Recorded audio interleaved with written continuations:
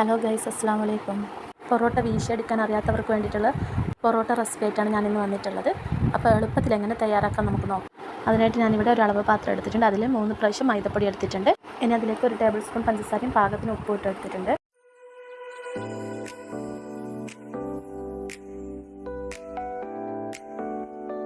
ഇനി ഇതിലേക്ക് ഒരു മുട്ട ചേർത്ത് കൊടുക്കാം.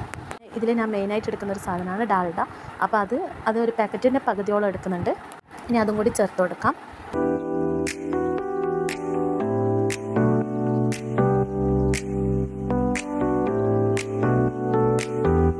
ഇനി പച്ചവെള്ളം ചേർത്തിട്ട് നല്ലോണം കൈകൊണ്ട് കുഴച്ചെടുക്കാം. എത്രത്തോളം സോഫ്റ്റായിട്ട് കുഴക്കുന്നു അത്രത്തോളം നല്ലതാണ്. അപ്പോൾ പൊറോട്ട നല്ല സോഫ്റ്റായിട്ട് തന്നെ കിട്ടും. പാത്രത്തിൽ നിന്ന് പൊടികളൊക്കെ നല്ലോണം മിക്സ് ആയതിനു ശേഷം നമുക്ക് ടോപ്പ് കൗണ്ടറിൻ്റെ മുകളിലിട്ടിട്ട് നല്ലോണം കുഴച്ചെടുക്കാം. ഒരു 10 മിനിറ്റോളം നല്ല രീതിക്ക് കുഴച്ചെടുക്കാൻ ശ്രമിക്കാം. എന്നിട്ട് അതിൻ്റെ മേലെ കുറച്ച് ഓയിൽ തടവിയിട്ട് അതിനൊരു വൃത്തിയുള്ള തുണി നനച്ചിട്ട് നമുക്ക് പൊറോട്ട മാവ് കവർ ചെയ്ത് വെക്കാം. മാക്സിമം ഒരു അരമണിക്കൂറെങ്കിലും നമുക്കിത് റെസ്റ്റ് ചെയ്യാൻ വെക്കാം. അരമണിക്കൂറിന് ശേഷം ഇതുപോലെ ഓരോ ബോൾസ് ആക്കി എടുക്കാം.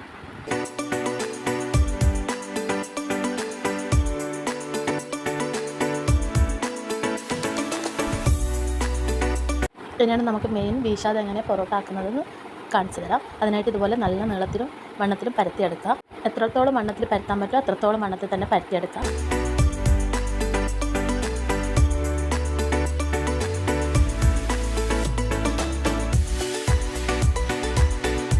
പരത്തി കഴിഞ്ഞതിന് ശേഷം ഒരു കത്തി വെച്ചിട്ട് സെൻട്രലായിട്ട് ഒരു വര കൊടുത്തിട്ട് പിന്നെ ഇതുപോലെ ചെറിയ വരകൾ ഇട്ട് കൊടുക്കാം.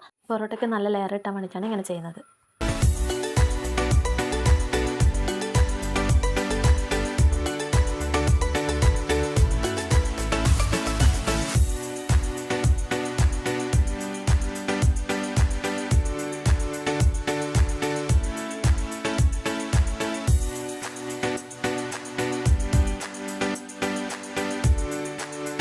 ഇപ്പോൾ എല്ലാ മാവും ഇതുപോലെ ചുറ്റി വെച്ചിട്ടുണ്ട്.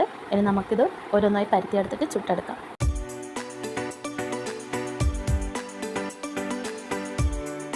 ഇനി നമുക്കിത് പരത്തിയെടുക്കാം. അപ്പോൾ ഞാൻ കോയിൽ വെച്ചിട്ട് തന്നെയാണ് പരത്തിയെടുക്കുന്നത്. പിന്നെ എനിക്ക് പരത്തുന്നതിന് വലിയ പെർഫെക്ഷൻ ഒന്നും ഉണ്ടാവില്ല. അപ്പോൾ നമുക്കിനി ഇത് ചുട്ടെടുക്കാം. ഇനി നമുക്കിതൊരു 3-4 ഒക്കെ ഒരുമിച്ചിട്ടിട്ട് ചുട്ടെടുക്കാം.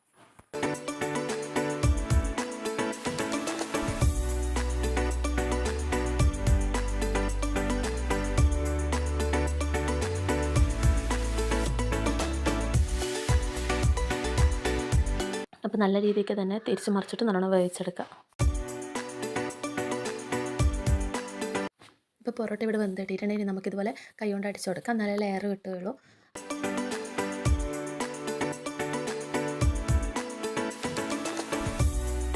അപ്പോൾ പൊറോട്ട ഇവിടെ റെഡി ആയിട്ടുണ്ട്. അപ്പോൾ അടിപൊളി പൊറോട്ടയാണ്, നല്ല ടേസ്റ്റാണ്.